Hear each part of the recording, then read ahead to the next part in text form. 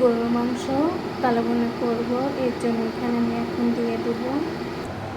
গরুর মাংসগুলোকে ভালো করে ধুয়ে নিয়েছি। আমি আগে বলেছি গরুর মাংসগুলোকে সাদা দেখা যাওয়ার কারণ হচ্ছে আমি এগুলোকে গরম পানি দিয়ে ধুয়েছিলাম। আমি এর মধ্যে দিয়ে দিচ্ছি পেঁয়াজ, তারপরে দিয়ে দিচ্ছি হলুদ, 2 চামচ হলুদ দিয়েছি। তারপরে মরিচ দিয়েছি, মরিচটা আপনারা আপনাদের টেস্ট অনুযায়ী দিবেন। তাও 2 টিস্পুন দিয়েছি। তারপর দিলাম মাংসের মশলা, আমি কোনো কালো বোনার মশলা দিব না। তারপর দিয়ে দিলাম জিরার গুঁড়া, তারপর দিয়ে দিলাম কালো গোলমরিচের গুঁড়ো। তারপর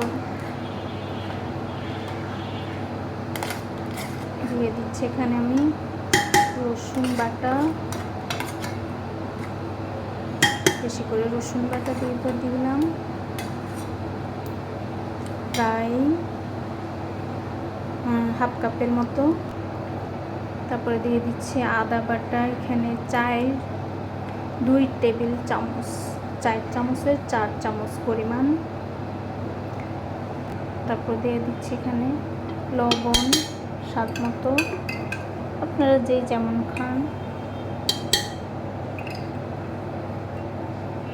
লবণ দিয়ে দিলাম। তারপর দিয়ে দিলাম আস্ত গরম মশলা, এলাচি, দারচিনি, তেজপাতা।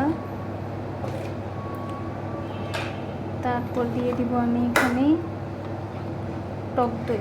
টক দইটা দিলে কি হবে, আপনাদের মাংসটা অনেক তাড়াতাড়ি নরম হয়ে যায়। তারপর দিয়ে দিব রান্নার তেল, প্রায় হাফ কাপের মতো। এখন এগুলোকে আমি একটু ম্যারিনেট করব।